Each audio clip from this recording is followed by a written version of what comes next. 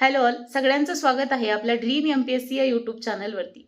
राज्यसेवा असो, कंबाईन पूर्व परीक्षा असो किंवा गट क ची परीक्षा असो, प्रश्नांचं अनालिसिस करणं, क्वेश्चन पेपरचं अनालिसिस करणं हे खूप गरजेचं आहे जर आपल्याला एखादी एक्झाम क्वालिफाय करायची असेल. हे तुम्ही माझ्याच नाही अनेकांच्या तोंडून ऐकलं असेल, तुम्हाला सुद्धा माहिती आहे. अनेक टॉपर्सच्या टॉकमधून तुम्ही ऐकलं असेल की क्वेश्चन पेपर अनालिसिस केलं पाहिजे आणि त्यासाठी मग नेमकं ते कसं करायचं याच्याच पद्धतीबद्दल आपल्याला आजच्या व्हिडिओमध्ये बोलायचं आहे. त्यानंतर मी शेवटी तुम्हाला सांगेल की नेमकं क्वेश्चन पेपर अनालिसिस करून सुद्धा रिझल्ट का येत नाही किंवा त्याच्यावरती काम कसं केलं पाहिजे. आता आपल्याला एक सवय काय असते माहिती आहे का, आपण ह्या सगळ्या गोष्टी करण्यासाठी खूप आळस करतो, खूप कंटाळा करतो आणि मग किंवा काही जण ते अनालिसिस खूप काळजीपूर्वक करतात सुद्धा, परंतु त्याच्यावर पुढे वर्क होत नाही. ते काय केलं पाहिजे त्याबद्दल आपण शेवटी बोलूच या. पण नेमक्या चुका काय होतात नवीन विद्यार्थी या फील्डमध्ये येताना किंवा जे जुने झालेले आहेत त्यांच्याकडून. आपण बाजारामध्ये तयार पुस्तकं मिळतात अनालिसिसचे, ते तसेच्या तसे घेतो. आता राज्य कंबाईनचा आपला पेपर झाला, त्यानंतर आपण काय केलं, यूट्यूब चॅनलवरती सब्जेक्ट वाईज विषयाचे एक्सप्लेनेशनचे व्हिडिओ येतात, ते फॉलो केले आणि त्याचं अनालिसिस तिथे लिहून काढलं असेल. काहींनी फक्त पाहिलं असेल, काहींनी त्याच्यावर आपले आन्सर काढले असतील, काहींनी आयोगाचे आन्सर की येईपर्यंत पेपरकडे पाहिलंच नसेल. ह्या अशा अनेक गोष्टी आपण करत असतो.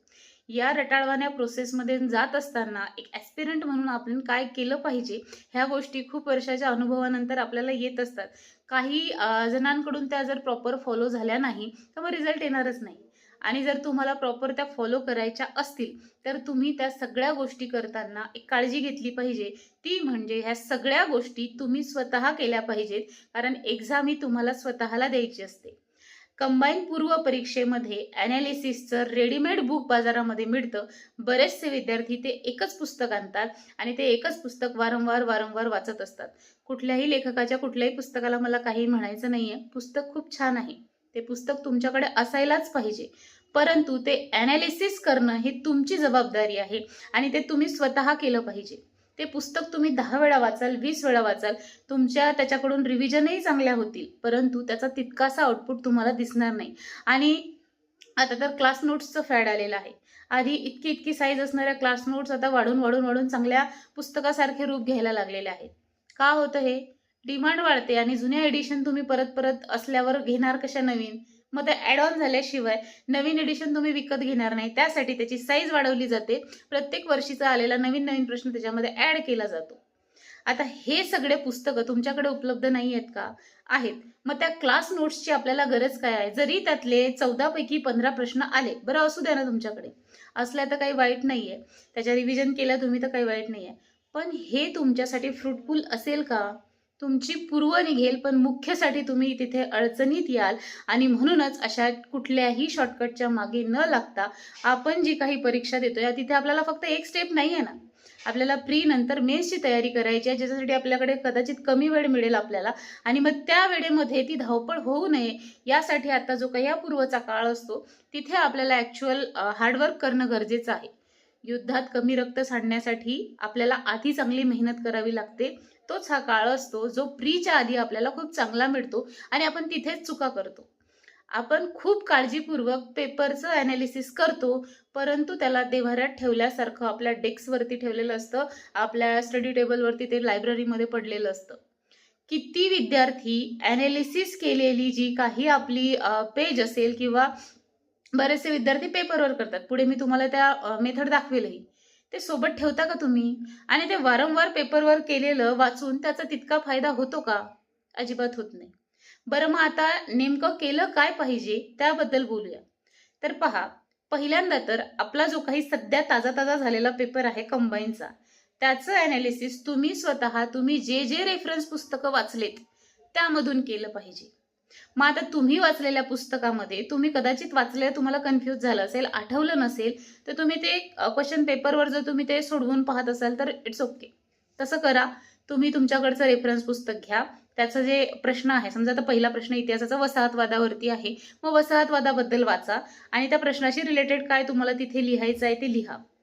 असं प्रत्येक विषयाचं तुम्ही स्वतः करा आणि मग त्यानंतर काय करायचं आहे आपल्याला, आधीचे जे काही टॉपिक असतील आणि हे जे काही आत्ताच्या पेपरमध्ये आलेले टॉपिक आहे ते आपल्या समोर डोळ्यासमोर रोज असले पाहिजे जेव्हा आपण इतिहास विषयाचा अभ्यास करू, भूगोलाचे असले पाहिजे जेव्हा आपण भूगोल विषयाचा अभ्यास करू. आणि हे होत नाही. विद्यार्थी ॲनालिसिस करून ते फक्त ठेवून देतात आणि मग त्याचा रियूज होत नाही किंवा त्याचा वापरच केला जात नाही. आणि म्हणून मग मी ॲनालिसिस केलं होतं. ॲनालिसिस ही जस्ट एक स्टेप आहे. ॲनालिसिस करायचं आहे, सुरुवातीला करायचं आहे आणि मग त्यानंतर त्या ॲनालिसिसचा वापर करून अभ्यास करायचा आहे. आयोगाच्या पेपरमधला काही प्रश्न सोडले तर आयोग शेवटी गुगली टाकणारच. काही प्रश्न जर सोडले ना तर असा कुठलाच प्रश्न नाही आहे ज्याचा संदर्भ तुम्हाला PYQ मध्ये मिळणार नाही. असेच प्रश्न आहेत जे PYQ मध्ये वारंवार आधी विचारलेले टॉपिक आहेत. मग ते टॉपिक जर तुम्ही करत नसाल तर ही कोणाची चूक आहे? ही आयोगाची चूक नक्कीच नाहीये. भलेही हे होऊ शकतं की एका तासामध्ये पेपर प्रेशर असतं, एक्झाम हॉलमधलं प्रेशर असतं, एका तासात पेपर सोडवला जात नाही, काहीतरी सिली मिस्टेक होतात, काहीतरी गोंधळ होतो. परंतु आपल्याला स्वतःला जेव्हा जाणवतं की मी ॲनालिसिस करण्यात काहीतरी चूक केली आणि म्हणून माझा रिझल्ट गेला, जेव्हा अशी सिच्युएशन येते तेव्हा कुठेतरी आपल्या अभ्यासामध्ये ती कमी असते जी आपल्याला पूर्ण करायची असते. तर मी तुम्हाला नेमकं काय चुका आता आपण करतो ते मी तुम्हाला सांगितलेलं आहे. कुठलंही पुस्तक तुमच्याकडे एक्सप्लेनेशनचं असावं ते तुम्ही वापरा. परंतु केव्हा वापरा? मग तुम्ही स्वतः ॲनालिसिस केलेलं आहे, काही एक्स्ट्राचं त्या पुस्तकात आहे का ते चेक करायसाठी वापरा. ओके, ते पुस्तक असू द्या तुमच्याकडे, पण त्याच्याच भरवशावर नका राहू. ते येईल कदाचित, पण ते वाचलेलं आठवत नसतं. आणि खूप कमी विद्यार्थी असतात जे म्हणतात मग मग क्लासेसवाले आपल्याला तशा ॲडव्हर्टाईज करतात की आमच्या पुस्तकामधले 15 पैकी 14 प्रश्न आले, 13 प्रश्न आले, 12 प्रश्न आले, व्हिडिओतून 6 प्रश्न आले. पण आपण जेव्हा ते पूर्ण पुस्तक वाचू त्यातला सगळा डेटा आपल्याला रिकॉल होणार आहे का? आणि हा रिकॉल झालेला जो काही डेटा आहे तो आपण पेपरमध्ये तिथे जर इम्प्लिमेंटच नाही करू शकलो तर काय फायदा? रिकॉल होतच नाही जेव्हा तुम्ही मुळात ते वाचलेलं नसतं. छोटे छोटे पॉईंट वाचून आपल्याला ते आठवत नसतं. त्यामुळे डिटेल अभ्यास आवश्यक असतो. राज्यसेवा असो, कंबाईन असो, राज्यसेवा तर आता लिहायचंच आहे त्यामुळे डिटेल तर लागणारच आहे. राहिलं आपलं कंबाईन. या वर्षीचा पेपर पाहिला तर बऱ्याच विद्यार्थ्यांना भीती वाटली की इतका कठीण पेपर आला तर नेमका राज्यसेवा करू का सोडून देऊ MPSC, असेही विचार आले. मग आपला अभ्यास कमी पडतोय, आपण वरवरच्या या शॉर्टकटच्या मागे लागतोय आणि मग त्या चुका करतोय त्या आपल्याकडून झाल्या नाही पाहिजे. त्यासाठीच पाहूया ॲनालिसिस नेमकं कशा कशा प्रकारे केलं जातं आणि मग तुम्हाला नंतर मी एक नवीन प्रोसेस सांगेन. तर पहा, सर्वात आधी तर मी तुम्हाला काही ॲनालिसिसचे टाईप दाखवते आणि मग ते पाहिल्यानंतर आपण एक सायंटिफिक मेथड पाहूया जी मी तुम्हाला या पेजवरती करून दाखवेल. तर सर्वात आधी पहा, आपण बरेच जण काय करतात की समजा आपला 2026चा आता हा पेपर झालाय कंबाईनचा, आपल्याकडे पेपर आहे, हा D-सेटचा पेपर आहे समजा. आता या पेपरमध्ये मग पहिला प्रश्न कोणत्या टॉपिकवरती होता तर इतिहासावरती. मग असं इतिहास लिहून त्याच्यानंतर किती प्रश्न आले, 15 आले असतील तर 15, 10 आले असतील तर 10, असे आकडे लिहून घेतात. ओके, हे झाली एक सोपी किंवा साधी पद्धत की नेमके किती प्रश्न आले होते. त्याच्यानंतर काही जण काय करतात तर आपण या आधी सुद्धा आपल्या चॅनलवरती दाखवलं आहे की अशा प्रकारे इयर वाईज प्रत्येक विषयाचे असे टॉपिक काढले जातात. म्हणजे आता हा पेपर आहे समजा इकॉनॉमिक्स 2017 कंबाईनचा पेपर आहे. 56 पासून आपल्याला इकॉनॉमिक्सचे प्रश्न दिसतात आणि टोटल 15 प्रश्न आहेत आणि त्यातले सगळेच्या सगळे टॉपिक जे आहेत त्याच्यावरती लिहून घेतलेले आहेत. मग अभ्यास करताना आपण हे एक समजा अशी काय म्हणता येईल यादी जरी जवळ ठेवली इकॉनॉमिक्सचा अभ्यास करताना, याच्यामध्ये 23 त्यानंतर 22, 21 असे सगळेच्या सगळे आपल्याला इयर वाईज टॉपिक दिसतील. मग हे सगळे जरी आपण इतके याच्यामध्ये जेवढे आहेत एवढे टॉपिक जरी केले तरी आपला कंबाईन इकॉनॉमिक्सचा पूर्ण अभ्यास होतो आणि आपल्याला हेही लक्षात येतं की वारंवार किती टॉपिक रिपीट होत आहे. तर असं हे सगळ्या विषयाचं आपण असं करू शकतो. पॉलिटी असेल, त्याच्यानंतर राज्यसेवेचं पण असंच करता येतं, सायन्स असेल, असं प्रत्येक विषयाचं, हिस्ट्री असेल. ओके, अशा खूप पद्धती आहेत. ज्या ज्या पद्धती आपल्याला योग्य वाटतात त्या पद्धती आपण इथे यूज करू शकतो. असं प्रत्येक विषयाचं, मॅथ्स असेल, मॅथ्सचे प्रश्न सोडवून पाहू शकतो. त्यानंतर सायन्स असेल तर ही झाली एक पद्धत. ओके, म्हणजे पहिली काय समजा प्रश्न लिहिणे, त्याच्यानंतर दुसरी जी आहे ती टॉपिक काढणे. ओके, टॉपिक काढणे किंवा त्याच्याच आपण त्याला म्हणू शकतो सब टॉपिक काढणे. ही झाली आपली दुसरी पद्धत. ही झाली पहिली, ही झाली दुसरी. आता काही जण काय करतात, सरळ समजा आपला हे क्वेश्चन पेपरची प्रिंटआउट आहे आणि ही अशी प्रिंटआउट काढायची आणि पेपरवरतीच जो प्रश्न आहे त्याच्याच पुढे त्याचं इथे एक्सप्लेनेशन लिहायचं. ओके, ही सुद्धा एक पद्धत आहे जी अनेक जण फॉलो करतात. बरेच जण या पद्धतीने काढतात की प्रश्न आणि त्याचंच जे काही एक्सप्लेनेशन आहे ते त्याच्या साईडला असं लिहिलेलं असतं, म्हणजे तिथेच त्याचं एक्सप्लेनेशन लिहितात आणि मग बाकीचे जे काही टॉपिक आहेत त्याचं सुद्धा थोडंफार म्हणजे उत्तरातले पर्याय आहेत त्याचं सुद्धा थोडंफार तिथे लिहितात. तर ही सुद्धा एक पद्धत आहे. याही पद्धतीने बरेच जण ॲनालिसिस करत असतात. ओके, तर ही झाली एक पद्धत. किंवा मग आपण हे जे काही पद्धतीमध्ये हे असे बंच न करता इयर वाईज किंवा मग आपल्या सब्जेक्ट वाईज सुद्धा ॲनालिसिस करतात. हा आता समजा आत्ता झालेला पेपर आहे, मग वसाहतवादबद्दल इथे लिहायचं सगळं जे जे या प्रश्नाशी रिलेटेड आहे ते लिहायचं. ओके, तर ह्या झाल्या समजा ॲनालिसिसच्या काही पद्धती. ओके, म्हणजेच तिसरी पद्धत म्हणू आपण ऑन ॲक्च्युअल पेपर. ओके, जो क्वेश्चन पेपर आहे त्याच्या प्रिंटआउटवरती आपण जे काही आपलं एक्सप्लेनेशन आहे ते लिहित असतो. तर ह्या झाल्या आपल्या पद्धती. तर आता या सगळ्या पद्धतीनं ॲनालिसिस केलं जातं, परंतु आता पुढे आपण पाहूया एक प्रॉपर मेथड. ज्या पद्धतीने तुम्ही जर का ॲनालिसिस केलं तर तुम्हाला फक्त एक पेज वागवावं लागेल. म्हणजे समजा इतिहासाचा अभ्यास करत असाल तर त्याचं एक पेज तुम्हाला सोबत ठेवावं लागेल आणि ते तुम्हाला इझी होईल वारंवार तुम्हाला ते सोबत ठेवण्यासाठी. आता पहा, मी तुम्हाला सांगते की ॲक्च्युअल ॲनालिसिसची एक प्रॉपर मेथड कशी असायला पाहिजे.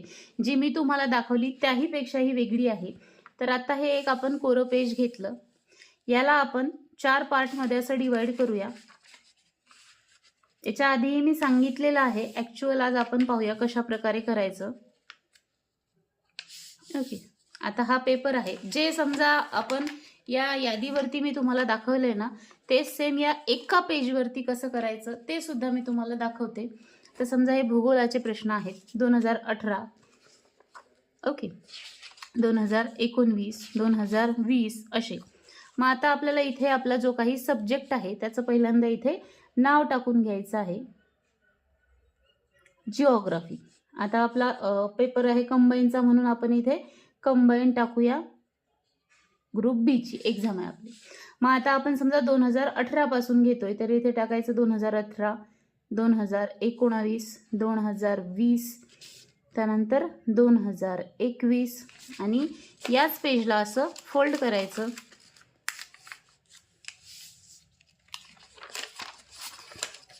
इथे 2022, 2023, 2024, 2025 आणि आता आपला एक 26चा ॲड झालाय तर 2026 असं. मग आता आपल्याला 2018 मध्ये आलेले जे काही पॉईंट आहेत हे आपण इथे एका एका पेजवर लिहिले. तर हे पॉईंट आपल्याला काय करायचं आहे, इथे प्रश्न क्रमांक 41 आहे, इथेच लिहायचं महाराष्ट्र क्षेत्रफळ. ओके, त्यानंतर 42 रेल्वे, 43 गोदावरी नदी. जे नदी प्रणालीवर प्रश्न आहे पण त्यातल्या त्यात कुठल्या नदीवर विचारला आहे तर गोदावरी नदी. मग असं आपल्याला इथे लिहायचं आहे. बंदर विचारलेले आहेत, प्रमुख बंदर गुजरातमधलं. त्यानंतर 5 मध्ये काय विचारलेलं आहे तर लेण्या विचारलेल्या आहेत. त्याच्यानंतर मग 2019 मध्ये काय आहे तर प्रश्न 41 पासूनच सुरुवात आहे. पहा, ट्रेंड तोच फॉलो झाला, 41 पासूनच आहे. सर्वात उत्तरेकडचा तालुका विचारलेला आहे. मग कंसात आपण इकडे लिहू शकतो उत्तरेकडील. ओके, अशा प्रकारे आपण 2018चं केलं, 19चं केलं, 20, 21, 22, 23, 24, 25 हे एक झाली ॲनालिसिस. याने काय होतं, हे जे तुम्हाला यादी आहे तर यादीमध्ये वाचताना आपल्या समोर फक्त हे एकच इयरचं राहतं. इकडे असं पलटून पाहत राहावं लागतं ना, आपण तेवढे कष्ट घेत नाही. आणि या पेजमुळे काय होतं, तुम्हाला एका पेजवरती सगळं ॲनालिसिस एका विषयाचं मिळून जातं आणि तुम्ही हा एक पेज जो आहे तो अभ्यास करताना सहज सोबत ठेवू शकता. थोडं अक्षर बारीक बारीक काढायचं आणि आपलं ॲनालिसिस एका पेजवरती करायचं. आता फक्त ॲनालिसिस करणे म्हणजे आपली एक्झाम निघेल का, तर त्याचं उत्तर मी तुम्हाला पुढे देते. आता आपण पाहिलं ॲनालिसिस कसं करायचं, त्याच्या पद्धती पाहिल्या. आता यातली तुम्हाला कुठली सूट होते ती पहा. सूट होते यापेक्षा कुठलीही पद्धत वापरून तुम्ही त्याचा नंतर आपल्या अभ्यास करत असताना वारंवार यूज करू शकाल अशी पद्धत निवडा. क्वेश्चन पेपरवर तुम्ही निळ्या पेनाने, लाल पेनाने, हायलायटरने असं चिठ्ठ्या लावून जसं मी दाखवलं तुम्हाला तशा पद्धतीने तुम्ही करून ठेवाल रांगोळ्या बिंगोळ्या काढून, पण ते परत परत तुम्ही वाचणार का? पॉइंट वाईज वाचलेल्या गोष्टीचा तितका फरक आपल्यावरती पडणार का? मग नेमकं करायचं काय? लास्टला जी प्रोसेस सांगितली ना तसं ॲनालिसिस करा.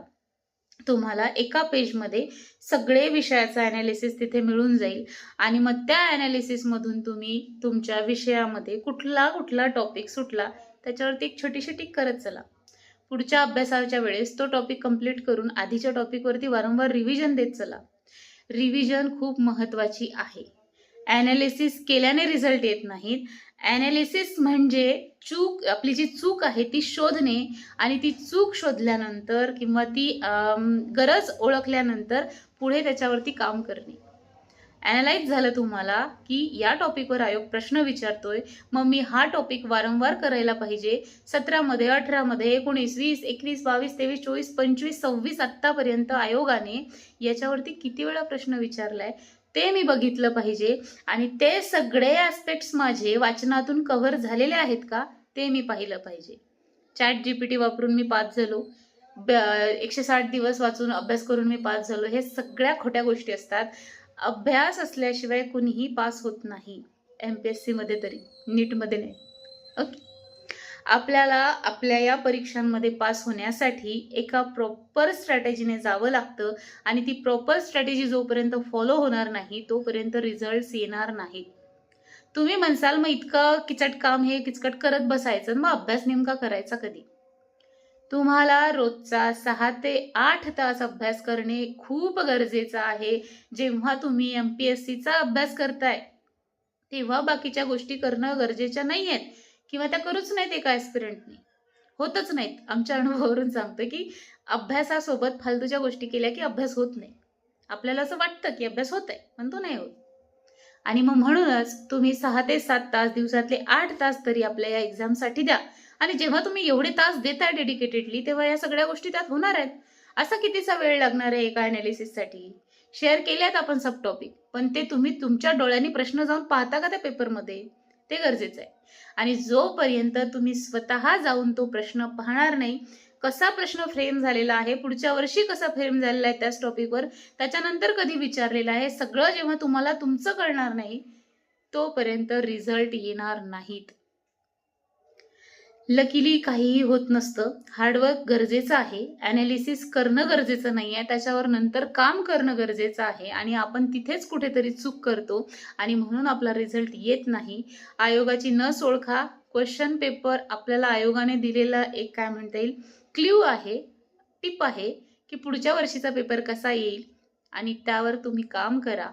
8-8 तास जर का तुम्ही रोजचा अभ्यास केला ना, सगळं शक्य आहे. कुठल्याही शॉर्टकटच्या मागे लागू नका. स्पष्टीकरणाचे पुस्तकं येऊत आपल्याकडे असायला पाहिजे. मी कुठलंही पुस्तक घेऊ नका किंवा हे अशी खोटी असं नाही सांगत आहे. गरजेचे आहेत ते पुस्तकं, परंतु तेच पुस्तकं नाही आहेत. रेफरन्स पुस्तकं वारंवार याद्या भेटल्यात ना तुम्हाला, त्या पुस्तकांमधून अभ्यास करा आणि आपलं जे काही एक अस्तित्व आहे ते निर्माण करा. मग या प्रोसेसमधून जाताना भलेही समजा आपली पोस्ट नसेलही निघाली, पण तुम्हाला तो गिल्ट राहणार नाही की माझं कुठेतरी ॲनालिसिसमध्ये चुकलं आणि म्हणून माझी प्री निघाली नाही. आणि हा गिल्ट आपल्याला आयुष्यामध्ये पुढे काहीही करू देणार नाही. म्हणून तो गिल्ट राहू नये यासाठी तुमचे 100% प्रयत्न करा. तुम्हाला यश नक्की मिळेल अशी मी आशा करते आणि आपला आजचा व्हिडिओ इथेच थांबवते. व्हिडिओ पूर्ण पाहिला त्याबद्दल खूप खूप धन्यवाद. भेटूया पुढच्या व्हिडिओमध्ये आपल्या इकॉनॉमिक्स सिरीजबद्दल सोबत. इकॉनॉमिक्सची सिरीज स्टॉप का केली? घराशेजारी लग्न होतं आणि 3-4 दिवस कंटिन्यू काय म्हणता येईल ते आवाज इतका होत आहे की I am unable to record videos. त्यामुळे मी व्हिडिओ रेकॉर्ड नाही करू शकले, परंतु आता अजून परत लग्न आहे त्याच्यामुळे अजून कंटिन्यू ट्राय करेल मी कसे व्हिडिओ तुमच्यासमोर येतील आणि तशी तुम्हाला इकॉनॉमिक्सची सिरीज खूप उपयोगी ठरेल. ऑल्दो त्याच्यावरती व्ह्यूज सध्या कमी आहेत, परंतु जेव्हा तुम्हाला त्याचे महत्त्व कळतील ना त्या व्हिडिओचे ते तुम्ही स्वतःहून पाहाल. सो तुम्ही जर आत्तापर्यंत पाहिले नसतील तर आपले इकॉनॉमिक्सचे व्हिडिओ आहेत ते नक्की जाऊन पहा. तुमचं इकॉनॉमिक्स बेसिकपासून मी कव्हर करत आहे, त्या व्हिडिओचा तुम्हाला नक्की फायदा होईल. Thank you so much for watching. भेटूया पुढच्या व्हिडिओमध्ये. तोपर्यंत अभ्यास करत राहा आणि हो, ॲनालिसिस केल्यानंतर त्याच्यावरती काम करत राहा, कारण रिव्हिजन शिवाय पर्याय नाहीये. थँक्यू.